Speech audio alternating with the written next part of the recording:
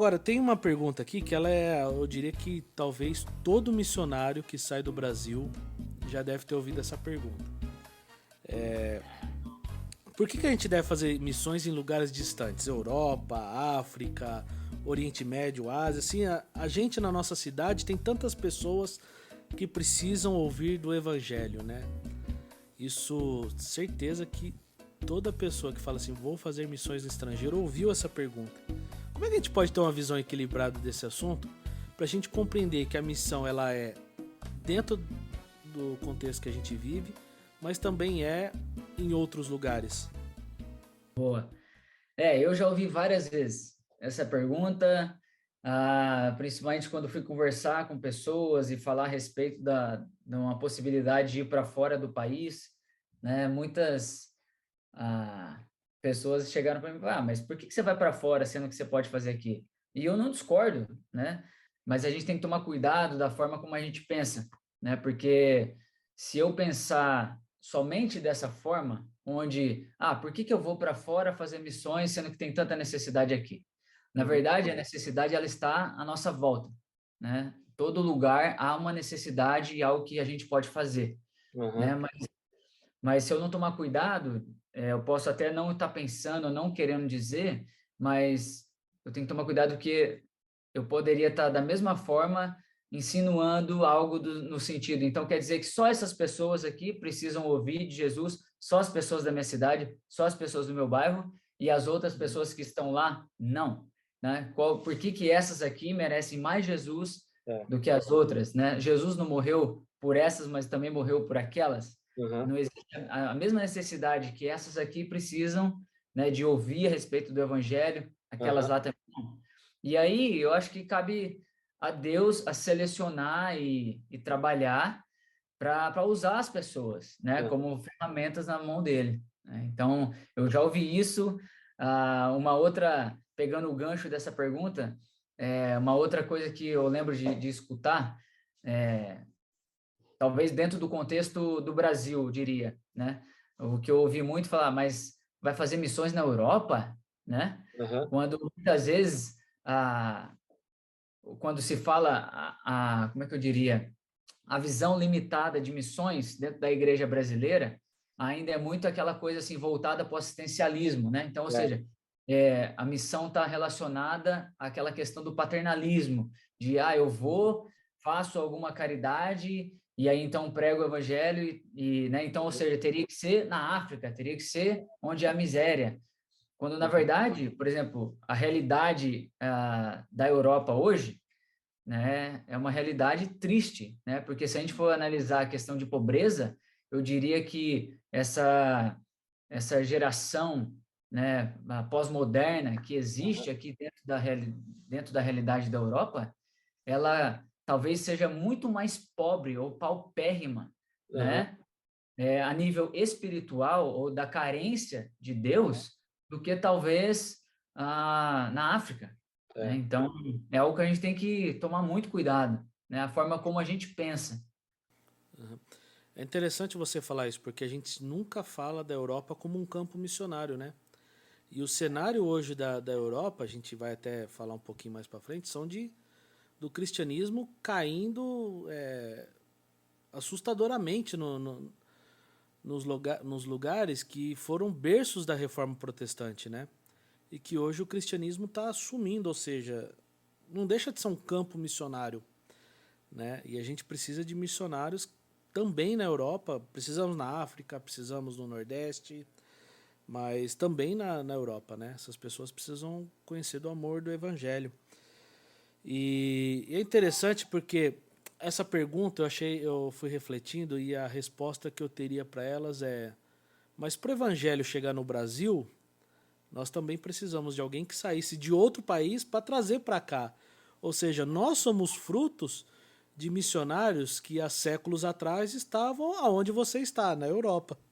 Exatamente. E parece que a gente vê o que acontece na história, tipo um ciclo, né? É, Pessoas migrando daqui para aí, e é, hoje a realidade da Europa é a necessidade de pessoas vindo para cá, é, né? Então, é algo que a gente tem que tomar bastante cuidado mesmo, e é uma realidade, como você falou. é.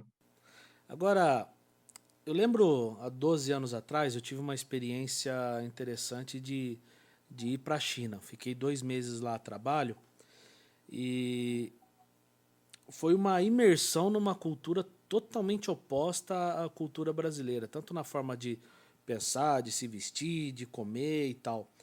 E eu me lembro que antes de viajar, a nossa equipe ela fez uma reunião para entender a cultura daquele país, para que a gente pudesse não chegar lá e ser pego assim de surpresa ou sofrer um impacto cultural muito grande e para que tudo isso também facilitasse a nossa estadia naquele país. O quanto é importante para você aí conhecer a cultura, o povo e o país onde você está? Essas diferenças culturais, elas mudam a sua maneira de se envolver com as pessoas para anunciar o evangelho?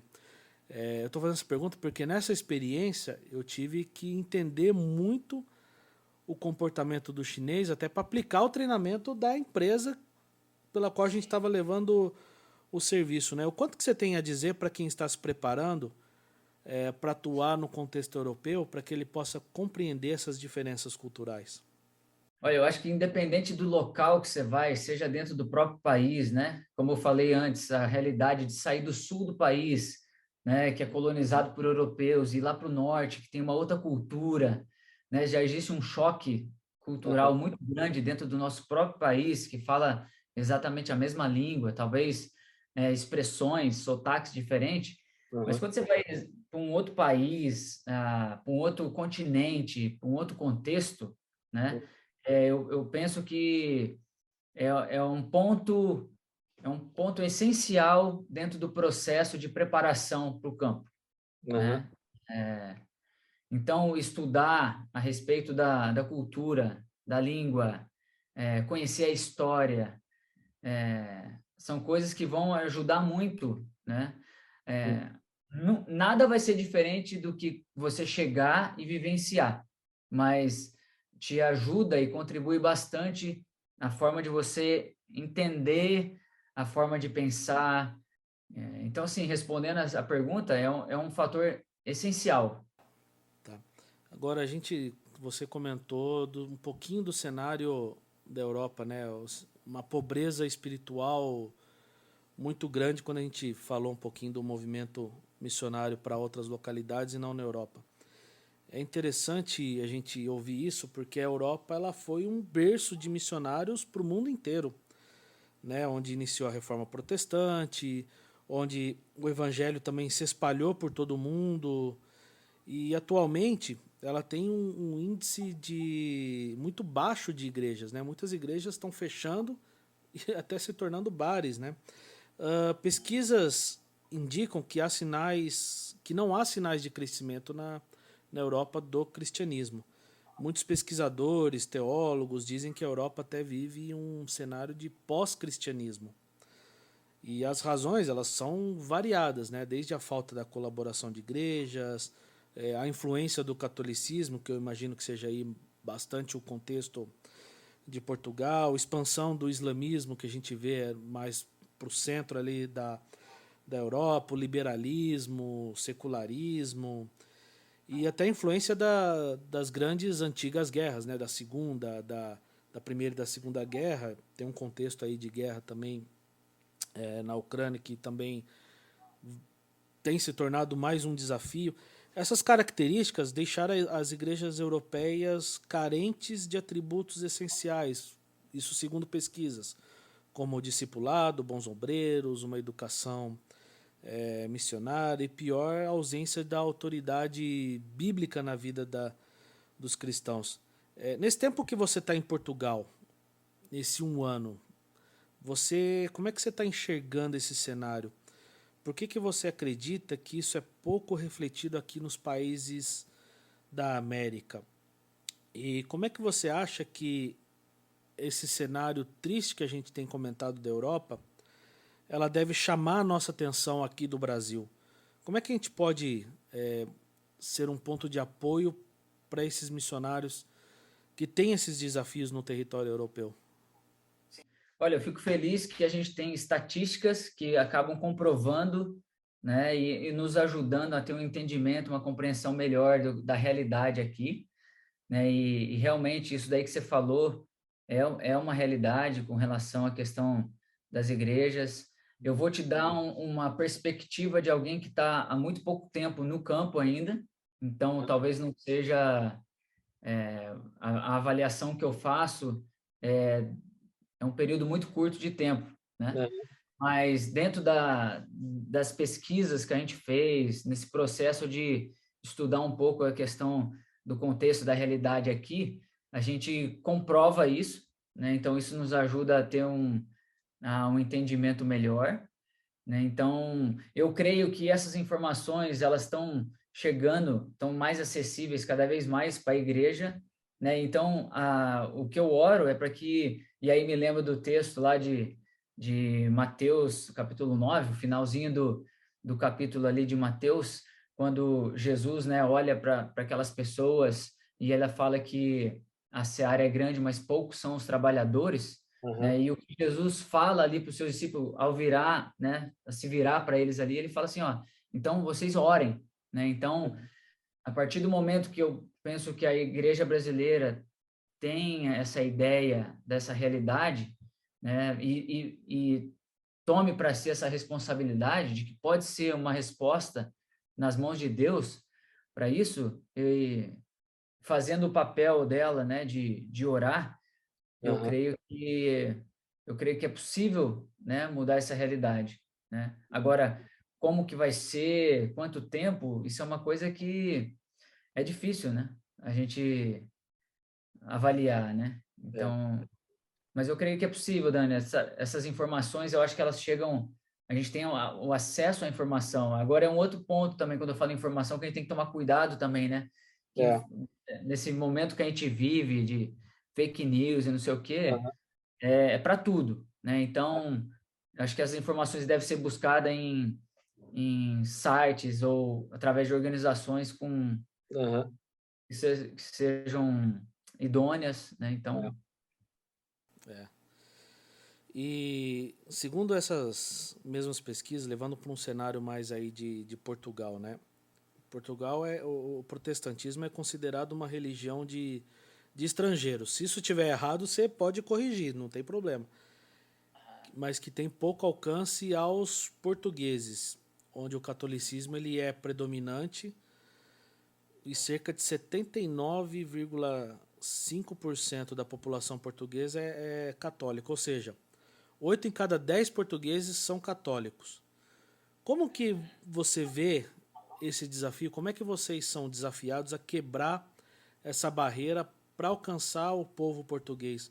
Qual que é a maior dificuldade encontrada no evangelismo em Portugal? E os desafios que você vê nesse processo de evangelização da Europa?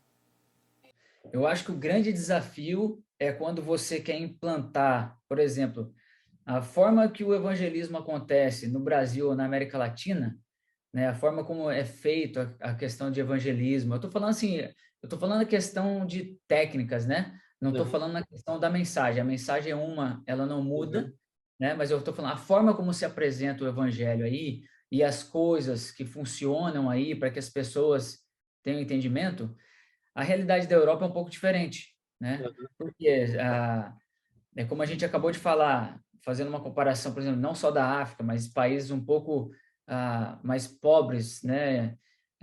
O nível intelectual aqui é altíssimo, né? As uhum, pessoas são extremamente inteligentes, então muitas das coisas que você, por exemplo, falaria ah, em algum outro país, algum outro cenário, aqui não funciona, né? uhum, Então, uma das coisas que eu penso e da dificuldade é querer usar as mesmas ferramentas que se usa num outro contexto e querer usá-la aqui ou talvez até adaptá-las para aqui, uhum, quando na realidade o que a gente tem percebido, novamente eu vou falar do tempo que eu estou aqui, né? uhum, Que para a gente alcançar o português, você percebe que você precisa ter relacionamento, né? uhum, Você precisa conhecer a pessoa, né? uhum, O que eu percebo aqui, o português é um povo muito desconfiado, né?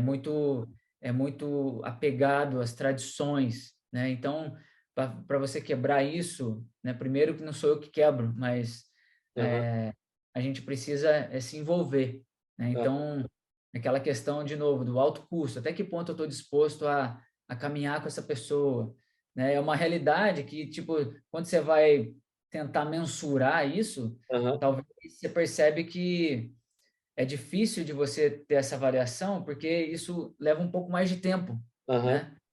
E então é isso, assim, sabe, Dani? Aqui, essa realidade que eu vejo hoje, né? Quando você foi para Florianópolis lá, você ficou 10 anos em Florianópolis e esse período que você tá em Portugal, teve algum, você percebeu assim diferenças? Você falava, puxa, isso aqui eu fazia em Florianópolis e aqui não vai funcionar, tem que ser diferente. Aham, com certeza. É, eu me lembro que na altura a Jocum era muito conhecida pelos teatros nas ruas. Então, Aham, quando a gente viajava pela América Latina, aquilo era algo que chamava atenção e as pessoas, então, por ver algo diferente, estavam sedentas ali para ouvir. Então, a gente tinha, né, compartilhava do evangelho e tal. Aqui são coisas que muitas vezes não, né? Talvez você vai ter que o evangelismo de rua que a gente faz aqui são através de enigmas, né? Tem uma pergunta, então é algo que tem que fazer a pessoa parar e pensar. Não é mais uhum, talvez, ah, novamente eu volto a dizer, eu não estou dizendo que Deus não usa isso, tá? aham, Eu estou falando dentro da realidade que eu vivo, né? E que eu tenho experimentado, né? É diferente de você sentar, né, aham, com um português e tomar um café com ele, né? Ou ele chegar ao ponto de te convidar para a casa dele. aham, E aí essa ligação que você faz aqui lá de é bem interessante que até nesse processo você me fez lembrar algo. Até nesse processo, né, da nossa vinda para cá, né? Se a gente parar um pouco para pensar, Floripa é uma colônia açoriana, né? aham, E os Açores, o povo português. Então, desde aquele tempo, né, quando a gente olha para trás, é o Senhor preparando a gente, porque eu lembro aham, quando assim que a gente chegou em Florianópolis, que depois a gente se mudou ali para o bairro do Rio Vermelho, aham, que era um bairro que tinha muita a cultura, né, portuguesa ainda, e então até mesmo lá já existia essa realidade que a gente vê aqui, aham, né? Um pouco mais fechado, mas a partir do momento que você ganha confiança, né, que você está ali no dia a dia com ela, investindo na vida dela, aham, são oportunidades que o Senhor vai criando para você falar do evangelho, né? aham. De maneira rápida, assim, as igrejas aí, elas são compostas em sua maioria de jovens ou idosos? Boa. Então, Dani, das igrejas que eu já visitei, e a gente já está quase esse um ano, né? A gente tem visitado muitas igrejas, os trabalhos que é feito aqui com o Ministério da Igreja Local. eh, A realidade que tem é que as igrejas portuguesas, ou os portugueses Uhum, dentro da igreja cristã evangélica, são aham, muito velhos, tá? aham, De forma geral, né? Existem muitos jovens portugueses nas igrejas também, mas na aham, sua maioria eu diria que são velhos. Até voltando a uma pergunta que você fez, da realidade das igrejas com estrangeiros, né? aham, Aqui é algo que você realmente vê muito aqui, né? aham, Igrejas de brasileiros, né? Muitos brasileiros nas igrejas, muitos uhum, africanos nas igrejas, né? aham. Essa seria a maior representatividade assim dos estrangeiros, africanos e brasileiros, ou tem alguma outra nacionalidade que também tem uma boa representatividade aí? Dentro do que eu sei, né? Dentro da minha experiência das igrejas que eu visito e pessoas que eu converso aqui, a maioria são brasileiros e muitos africanos também, da Angola, principalmente.